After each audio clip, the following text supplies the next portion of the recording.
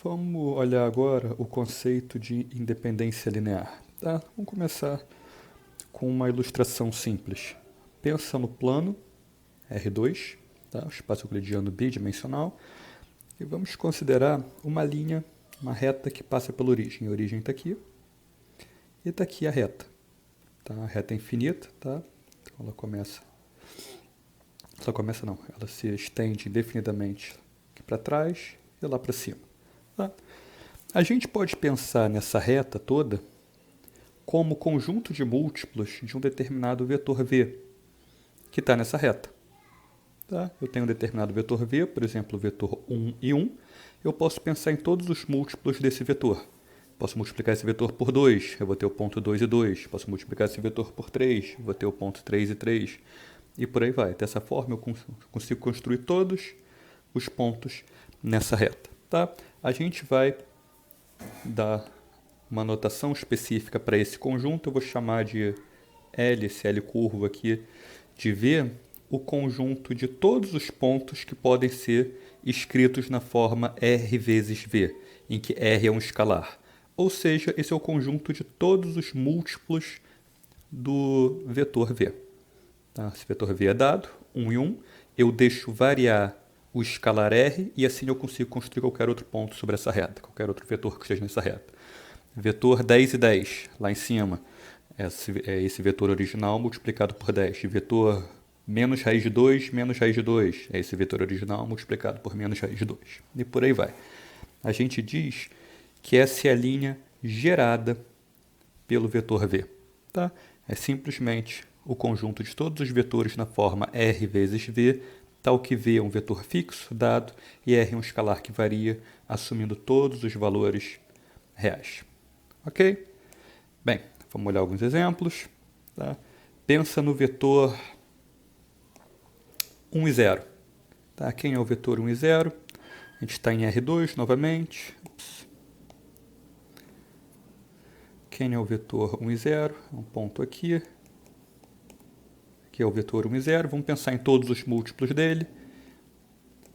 Tem esse, tem esse, tem esse. À medida que eu escolho diferentes valores de R para multiplicar esse vetor, eu vou ter todos os elementos na forma R vezes 1 sobre 0 igual a R0. A segunda coordenada é sempre 0, então estou sempre sobre o eixo horizontal. E à medida que eu escolho todos os valores reais para a primeira coordenada, tá, eu vou variando o ponto em que eu estou nesse eixo. Tá? Então, o conjunto de múltiplos, esse L de V, o conjunto de múltiplos do vetor 1 e 0 é simplesmente o eixo horizontal de R2. Qualquer ponto x1, 0 do eixo horizontal é múltiplo do vetor 1, 0. Tá? Pode ser escrito na forma R vezes 1, 0, vai dar o vetor R vezes R0. Tá? A gente só precisa definir exatamente que o x1 é o escalar. Ok?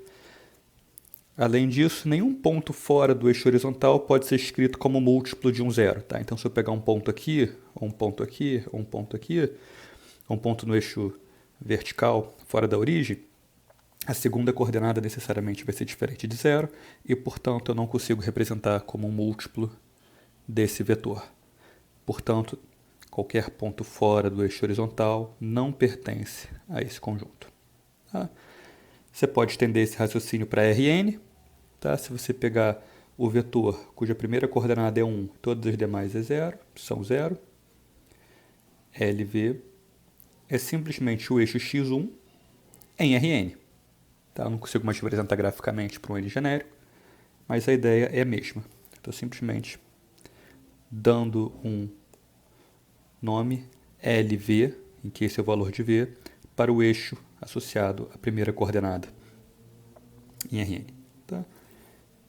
Bem, voltando ao nosso exemplo original aqui, se eu pegar V igual a 1, 1, quem são os múltiplos, qual é o conjunto de múltiplos desse vetor? É a reta de 45 graus em R2. O que é a reta de 45 graus? São todos os pontos em que a primeira coordenada é igual à segunda coordenada. Tá? Então, se eu multiplicar R vezes 1, 1, para um R qualquer, eu vou ter R e R. O que você observa? A primeira coordenada é igual à segunda coordenada para qualquer valor de R. Tá? A gente consegue generalizar essa definição para conjuntos com mais de um vetor, construídos a partir de mais de um vetor. Eu não preciso me limitar a construir os múltiplos de um vetor único, LV. Eu posso construir uma generalização da ideia de múltiplo para vários vetores. Tá? Para isso, a gente tem que generalizar o conceito de múltiplo de um vetor. E essa generalização é a combinação linear. Tá? A ideia é bastante simples e bastante importante. A gente diz que um vetor W é a combinação linear de k vetores de V1 até Vk. Se eu consigo encontrar escalares, tal que o vetor W possa ser escrito nessa forma daqui. O que significa isso? W é uma soma ponderada desses vetores V1, V2, etc. até Vk. Tá? Se W é essa soma ponderada, a gente diz que W é uma combinação linear dos vetores V1, V2 até Vk. Quem são as ponderações? R1, R2, Rk, os escalares. Ok? Nota que se eu voltar a trabalhar com apenas um vetor, apenas o primeiro vetor, V1, eu vou excluir todos os outros vetores, eu tenho exatamente a mesma estrutura que eu tinha acima, aqui, por exemplo. Tá? Então, um múltiplo é apenas um caso particular da combinação linear, quando eu tenho apenas um vetor. Se eu tenho mais de um vetor, eu uso o conceito de combinação linear. Ok? Bem, vamos ver alguns exemplos. 2 e 3, o vetor 2 e 3 é a combinação linear dos vetores 1 e 1 e 0 e 1. Tá? Por quê? Porque eu consigo encontrar escalares, eu estou marcando aqui, esses são R1 e R2, tal que essa soma ponderada dos vetores 1 e 1 e 0 e 1, que estão aqui, sejam exatamente o vetor 2, 3. Então, na nossa anotação, esse 2 é o R1, esse 1 aqui é o R2, esse vetor é o V1, esse vetor é o V2. Eu escrevi o vetor 2, 3 como uma soma ponderada dos vetores V1 e V2. Logo, 2 e 3 é a combinação linear de V1 e V2. Posso fazer a mesma coisa com um exemplo agora em R3. Tá? O vetor 2, 3, 4 é uma combinação linear dos vetores 8, 8, 8, 0, 1, 6, 0, 0, 2. Mesmo raciocínio, eu consigo encontrar pesos, ponderações que façam essa soma ponderada gerar exatamente esse vetor aqui. Tá? A gente não está olhando agora para a forma de encontrar esses escalares. Tá? A gente vai ver isso daqui a pouco.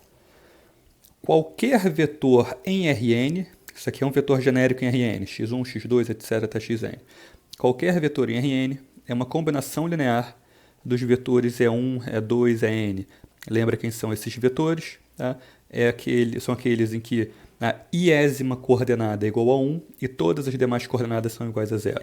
Ou seja, E2 tem a segunda coordenada igual a 1, a primeira e a terceira e aí em diante, todas iguais a 0. Ok? Como é que a gente pode construir isso? Basta eu escrever o vetor x1, x2, etc. até xn como primeira coordenada vezes o vetor E1. Tá? Se eu fizer a primeira coordenada vezes o vetor E1, eu vou ter exatamente x1 na primeira coordenada e 0 nas demais. Sigo assim para x2 é 2, x3 é 3, até xn é n, faço essa soma. Tá? Eu vou chegar exatamente no vetor x1, x2 até xn. Tá? Tenta fazer isso como exercício, ok? Isso é uma operação de álgebra matricial simples. Bem, para deixar claro que um múltiplo é um caso particular de combinação linear, a gente pode observar que esse vetor 5, 0 aqui é uma combinação linear de um vetor único, 1 e 0. 5, 0 é igual ao escalar 5 vezes o vetor 1 e 0. Ou seja, uma combinação linear de um vetor único é meramente a construção de um múltiplo desse vetor. Tá? É o que está escrito aqui. O último exemplo ilustra que um múltiplo de um vetor é uma combinação linear de um único vetor.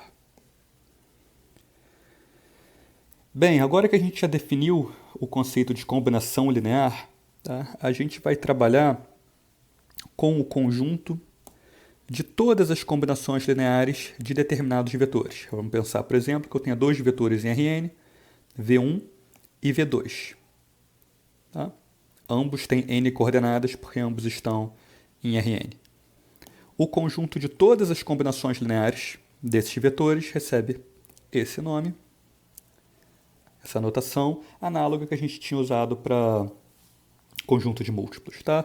Então, o conjunto de combinações lineares de V1 e V2 é o conjunto de todos os vetores que podem ser escritos como uma soma ponderada de V1 e V2, em que as ponderações R1 e R2 são simplesmente escalares, números reais. Ok?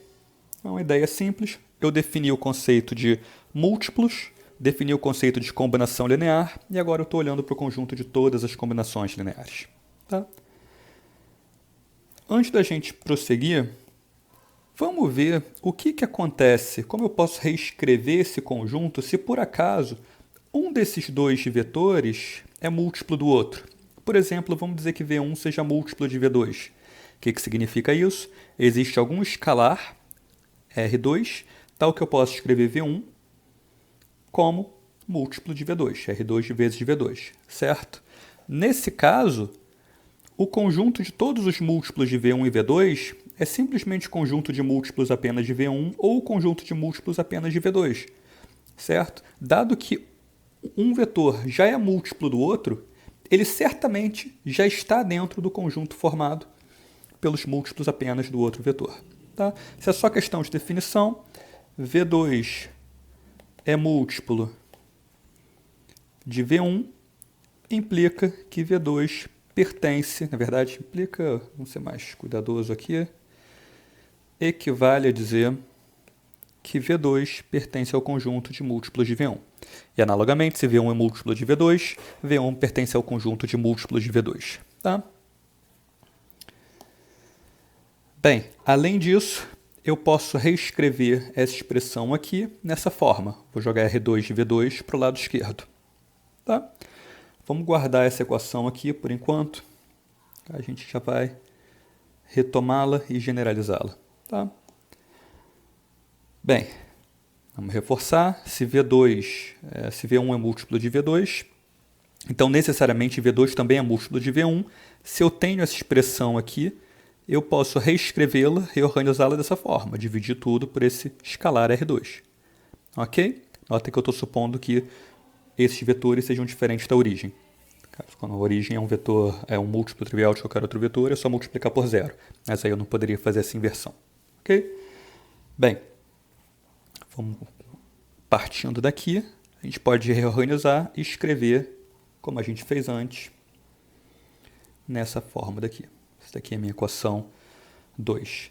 A gente pode passar da equação 1 para a equação 2 e da equação 2 para a equação 1.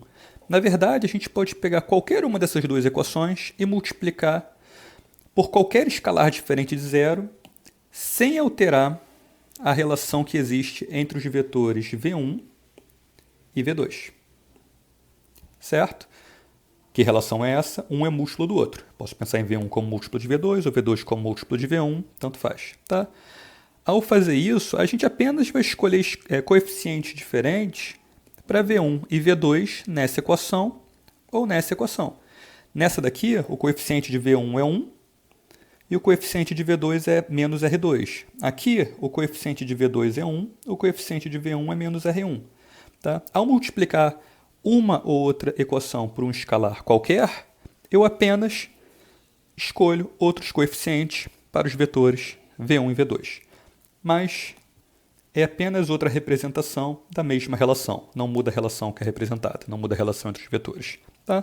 Se eu multiplicar essa equação por 2, a gente vai obter 2V1 menos 2R2 de V2 igual a 0. Tá? Ao multiplicar a equação 2 por 5, eu vou ficar por menos 5, eu vou ficar com menos 5V2 mais 5R1V1 igual a 0.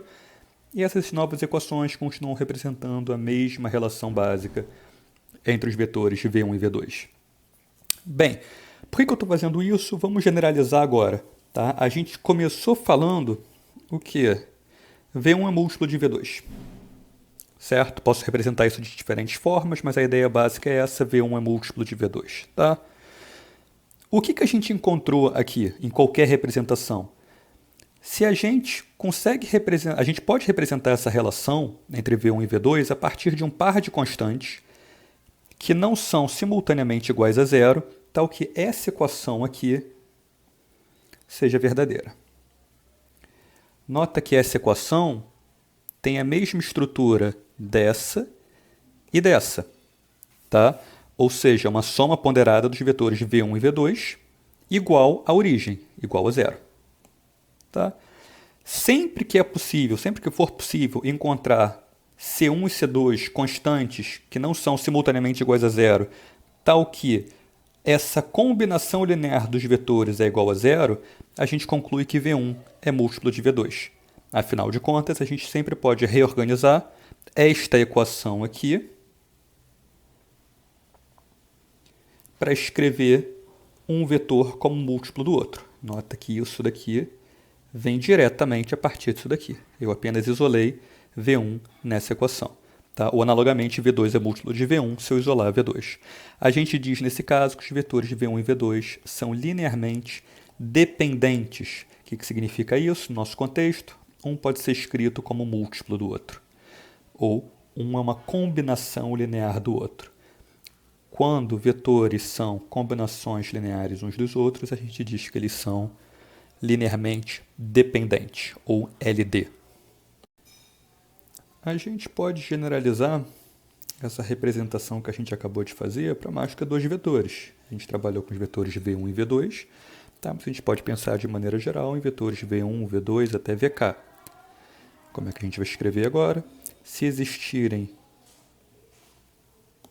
K constantes, C1, C2 até CK, que não são simultaneamente iguais a zero, tal que C1, V1, C2, V2, CK, VK é igual a zero, então pelo menos um vetor pode ser escrito como combinação linear dos demais. Pelo menos uma dessas constantes é diferente de zero, então eu posso dividir toda essa equação por essa constante diferente de zero, vamos dizer que seja C1, por exemplo, tá? E consigo isolar um dos vetores, no caso V1, e escrevê-lo como expressão em função de todos os outros. Tá? Ou seja, V1 pode ser escrito como combinação linear dos demais vetores. Tá? A gente diz que esses vetores são, V1 até VK, são linearmente dependentes, qualquer que seja o número de vetores. Mas a estrutura básica é exatamente a mesma. Se eu encontro constantes que não são sempre iguais a zero, tal que essa equação seja verdadeira, então esses vetores são ditos linearmente dependentes, ou LD, porque eu sempre posso escrever um como combinação linear dos demais. Vamos interpretar um pouco mais essa equação aqui, o que ela me diz? Ela me diz que eu consigo escrever uma combinação linear desses vetores que seja exatamente igual à origem, em que pelo menos uma das ponderações é diferente de zero. Essa é a definição de vetores linearmente dependentes. A gente define vetores linearmente independentes, LI, por exclusão. Os vetores são linearmente independentes quando eles não são linearmente dependentes. O que isso significa? Se a gente tiver um número qualquer de vetores, V1, V2 até VK, a gente diz que eles são LI, linearmente independentes, se não existirem constantes não simultaneamente iguais a zero, tal que essa combinação linear seja exatamente igual à origem. Tá? A gente pode reescrever isso de outra forma. Tá? Os vetores são linearmente independentes, implica que sempre que essa combinação linear, sempre que uma combinação linear deles for igual a zero, então necessariamente todas essas ponderações, todas essas constantes, esses coeficientes são iguais a zero. Nenhum pode ser diferente de zero, porque se um fosse diferente de zero e essa equação fosse verdadeira, eles seriam LD. Então, resumindo o que a gente acabou de falar, um conjunto de K vetores é LD quando existem constantes que não são simultaneamente iguais a zero, uma constante para cada vetor, tal que essa equação aqui é respeitada, que significa uma combinação linear desses vetores é igual à origem. Eles são LI sempre que isso não valer, ou seja, se essa combinação linear for igual a zero, necessariamente todas essas constantes são iguais a zero. Coloquei só até C3 aqui, mas é etc até CK. Ok? Vamos ver alguns exemplos disso, tá? Primeiro exemplo, os vetores E1 e E2, com os quais a gente já vem trabalhando, tá? Vetor E1, primeira coordenada igual a 1, as demais apenas a segunda iguais a zero, todas iguais a zero, aqui apenas uma.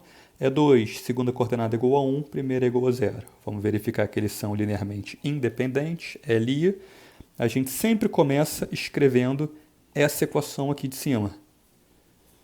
Tá? Vamos escrever essa equação aqui de cima para o nosso caso particular. C1 é 1 mais C2 é 2 igual a origem.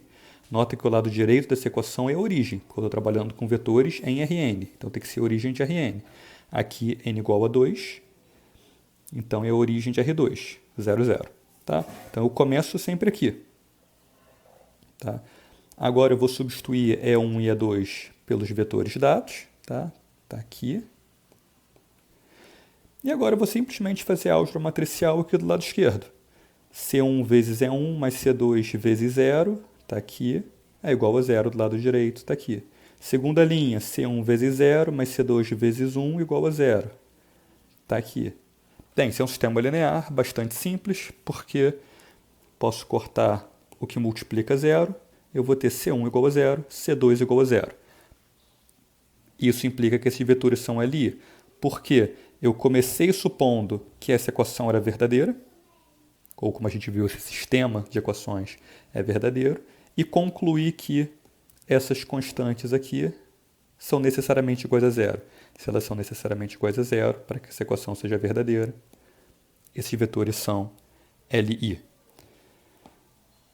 Vamos olhar agora para o segundo exemplo, vetores 1 e 2 e 2 e 4. A gente sempre começa no mesmo lugar, tá? Deixa eu anotar aqui do lado para ficar um pouco mais claro.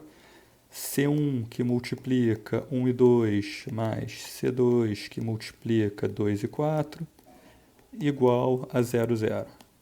Tá? Bem, eu vou desenvolver isso daqui com a álgebra matricial, exatamente como a gente fez no exemplo anterior. C1 vezes 1 mais C2 vezes 2 igual a 0, é a primeira linha. C1 vezes 2 mais C2 vezes 4 igual a 0, é a segunda linha. Tá? Bem, caímos novamente no sistema linear. A gente já sabe resolver esse sistema linear. Tá? Com as técnicas que a gente viu no capítulo 7, a gente consegue escrever C1 igual a menos 2C2. Tá? Quem são as variáveis desse sistema linear? C1 e C2. E aqui a gente vê que qualquer par C1 e C2 que atenda a essa equação resolve o sistema. Em particular, eu posso pegar C2 igual a 1, C1, portanto, igual a menos 2. Isso daqui está atendido, essa equação está atendida. Essas constantes não são simultaneamente iguais a zero, e mesmo assim eu resolvi esse sistema. Isso implica que esses vetores são LD. Nesse caso, é particularmente simples ver que eles são LD, porque claramente um vetor é combinação linear do outro. Este vetor, 2 e 4, é múltiplo do vetor 1 e 2. Estou apenas multiplicando por 2. Mas a gente está praticando aqui esse método mais geral para determinar se vetores são LI ou LD. Tá? Bem, vamos olhar agora para um exemplo em R3. Tá? Eu tenho o vetor W1, está aqui, vetor W2 está aqui, vetor W3 está aqui, são LI ou LD. Tá? Vamos começar da mesma maneira. Eu escrevo uma combinação linear genérica desses três vetores, com ponderações quaisquer C1, C2 e C3. Tá aqui essa combinação linear genérica. Imponho que ela seja igual à origem desse espaço. Aqui a gente está em R3, então a origem é 0, 0, 0. Tá? Vou continuar trabalhando com a álgebra matricial. Desse lado daqui, desse lado esquerdo. Tá? Vou desenvolver isso, fazer as multiplicações por escalar em cada um dos termos dessa soma, vou chegar aqui, depois eu vou somar essas três matrizes, ou essas três matrizes colunas, esses três vetores. Vou chegar nesse sistema linear. Ok? A gente sabe resolver isso de várias maneiras, tá? A gente pode, por exemplo, reescrever esse sistema em forma matricial, dessa maneira. Aqui está a matriz de coeficientes, aqui está a matriz de variáveis desse sistema. Quem são as variáveis? São exatamente as ponderações. Forçar isso a ser igual à origem. Observa uma coisa importante. A gente tem aqui a matriz de coeficientes. Como é que é formada essa matriz de coeficientes? Tá? Pelas operações que a gente acabou de fazer, a primeira coluna da matriz de coeficientes é exatamente o primeiro vetor com o qual eu estou trabalhando. A segunda coluna da matriz de coeficientes é o segundo vetor. A terceira coluna é o terceiro vetor. Vai ser sempre assim. Ok? No final das contas, a gente chegou no sistema linear, representado assim ou assim. A gente chegou no sistema linear. Tá? Olha o lado direito. Por definição, ele é um monte de zero. Eu comecei escrevendo isso. Então, esse é o sistema linear homogêneo. Sistema linear homogêneo, como a gente já viu, sempre tem ao menos uma solução. A solução trivial. Colocar C1, C2 e C3 iguais a zero. A minha pergunta, então, é: será que existe alguma outra solução além da trivial? Se a única solução desse sistema linear homogêneo for a solução trivial, 0, 0, 0, tá? Então eu concluo que esses vetores são LI. As ponderações precisam ser necessariamente iguais a zero para que essa igualdade seja respeitada. Se esse sistema tiver mais de uma solução, vai ter alguma diferente da trivial e, portanto, esses vetores vão ser LD. Então, responder se esses vetores são LI ou LD é a mesma coisa que perguntar se esse sistema homogêneo admite solução única ou admite infinitas soluções. Então, mais uma vez, a gente volta lá para o capítulo 7, a gente está discutindo unicidade. Ok? Como é que está escrito aqui embaixo? Sistema linear homogêneo nessas três variáveis, C1, C2 e C3, admite necessariamente ao menos a solução trivial. Tá? Se ela for a única solução, os vetores são LI. Se houver outras soluções, portanto infinitas, os vetores são LD. A gente pode resolver esse sistema, um sistema qualquer, de várias maneiras. Tá? Aqui eu vou escalonar a matriz de coeficientes, como a gente já fez lá atrás. Se você escalonar essa matriz, você vai chegar nessa forma escalonada.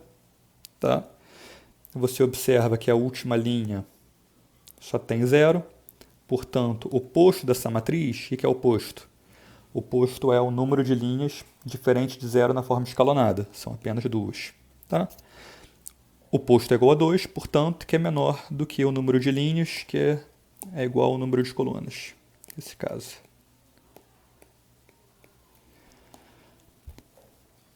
Ou seja, eu não atendo à condição para unicidade.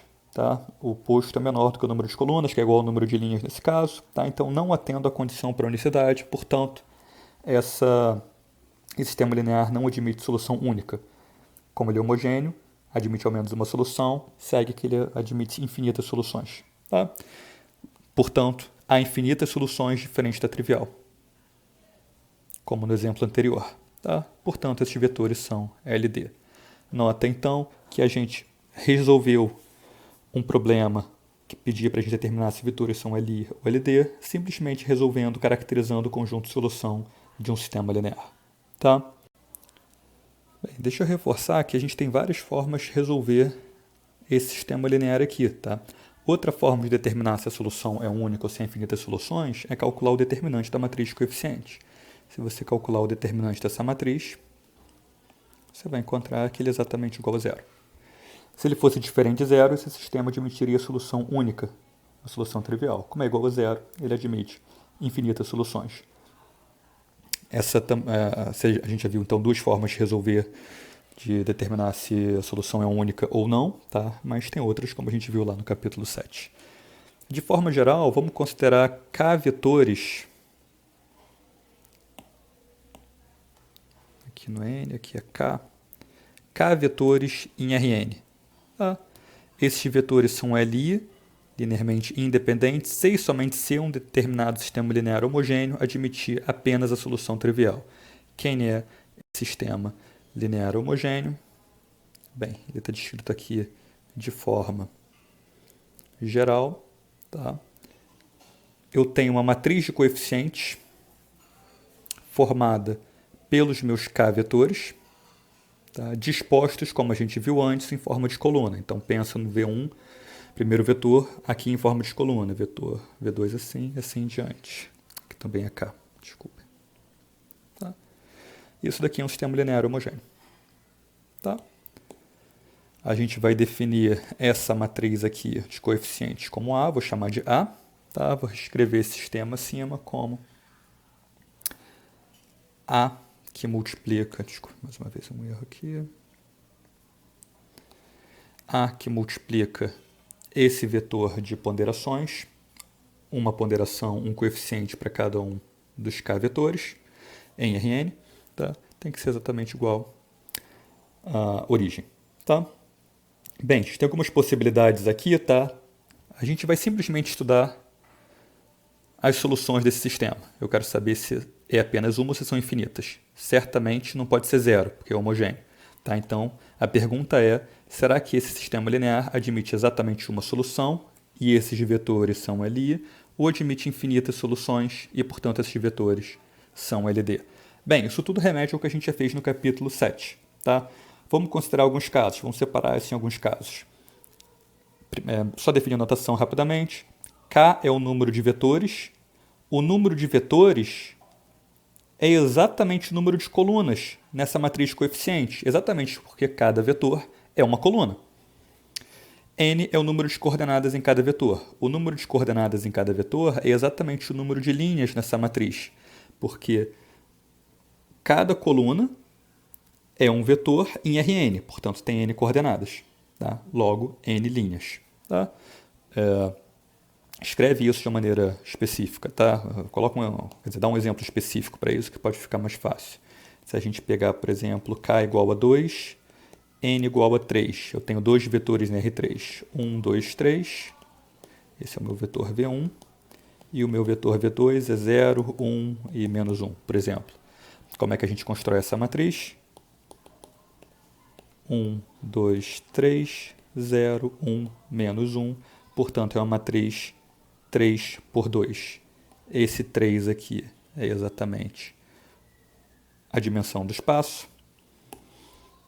O número de colunas é exatamente o número de vetores. Ok? Bem, tem algumas possibilidades, vamos separar caso a caso.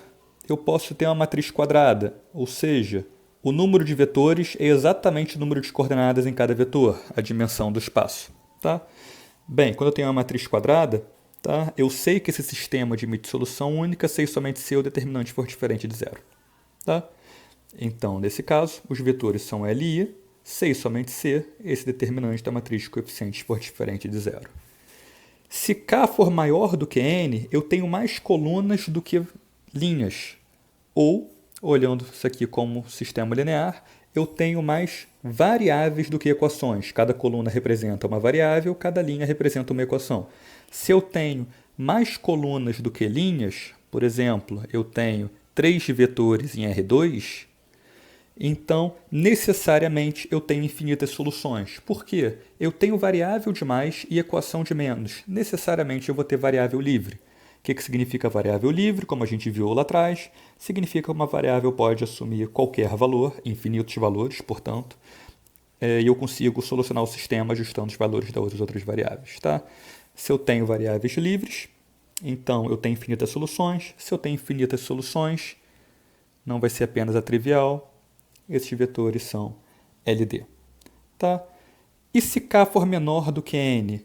Agora eu tenho um número de variáveis menor do que o número de equações. Aí, a princípio, os vetores podem ser tanto LI quanto LD. O que a gente tem que verificar? Eu tenho que ver se o posto dessa matriz é igual ao número de colunas, que é o maior valor possível que o posto pode assumir. Lembra que o posto tem que ser simultaneamente menor ou igual ao número de linhas e menor ou igual ao número de colunas. Portanto, tem que ser menor ou igual a ambos simultaneamente. O menor deles, que no caso é K, o número de vetores, é o maior posto possível dessa matriz. Se o posto for maior possível, igual a K, o número de colunas ou o número de vetores, tá? Então, a solução vai ser única e os vetores são ali. Caso contrário, se o posto for estritamente menor do que o número de colunas, menor do que K, eu vou ter infinitas soluções, os vetores são LD. Reforço, tudo que a gente fez aqui agora é discutir solução do sistema linear, como a gente já fez lá no capítulo 7.